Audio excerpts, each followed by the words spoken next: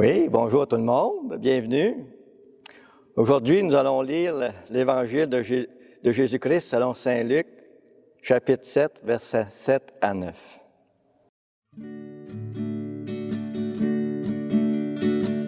Honneur et gloire à toi, Seigneur, Jésus, source d'amour, toi le chemin de vie,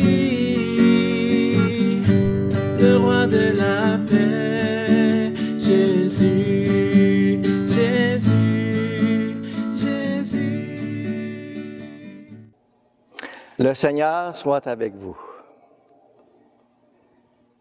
En ce temps-là, Hérode, qui était au pouvoir en Galilée, entendit parler de tout ce qui se passait et ne savait que penser. En effet, certains disaient que Jean le Baptiste était ressuscité d'entre les morts. D'autres disaient, c'est le prophète Élie qui est apparu. D'autres encore, c'est un prophète d'autrefois qui est ressuscité. Quant à Hérode, il disait, Jean, je l'ai fait décapiter, mais qui est cet homme dont j'entends dire de telles choses? Et il cherchait à le voir. Acclamons la parole de Dieu. Honneur et gloire à toi, Seigneur, Jésus, parole de vie, toi, lumière dans ma vie, la joie dans mon cœur, Jésus. Jésus, Jésus. À l'époque de la vie terrestre de Jésus, on se questionnait sur l'identité de Jésus. On voyait ses exploits, ses miracles, ses guérisons. On ne savait que penser sur Jésus. Qui est-il au juste? D'où vient-il? Qu'est-ce qu'il est venu faire ici?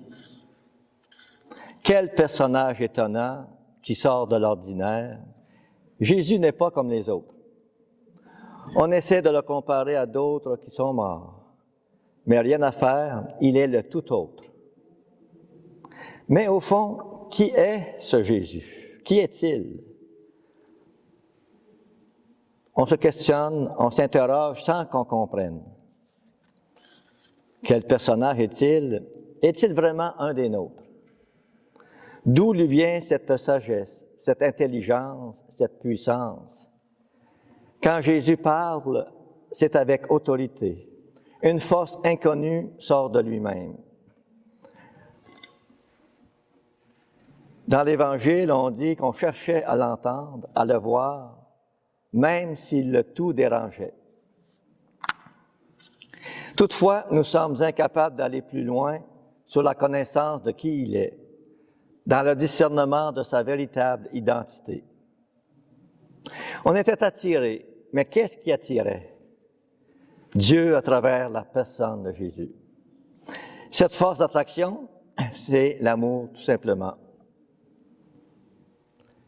C'est par grâce, c'est-à-dire par une participation à sa nature divine, qu'on va vraiment le connaître.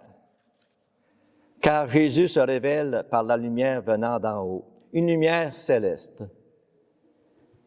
C'est de cette façon qu'on va le connaître. Et se connaître aussi, par ricochet, pour devenir de plus en plus à son image et à sa ressemblance. Si Dieu ne nous donne pas sa lumière de l'Esprit Saint, rien à faire. Je ne pourrai jamais connaître Jésus. Et en même temps, quand il se fait connaître, il prend de plus en plus de place en moi. Par son feu, pour qu'un jour, il soit tout à moi, puis tout en moi.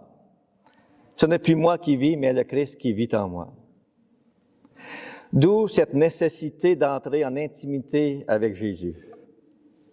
Une relation de plus en plus intérieure, d'une profondeur personnelle, pour être son ami, pour entrer dans son intimité.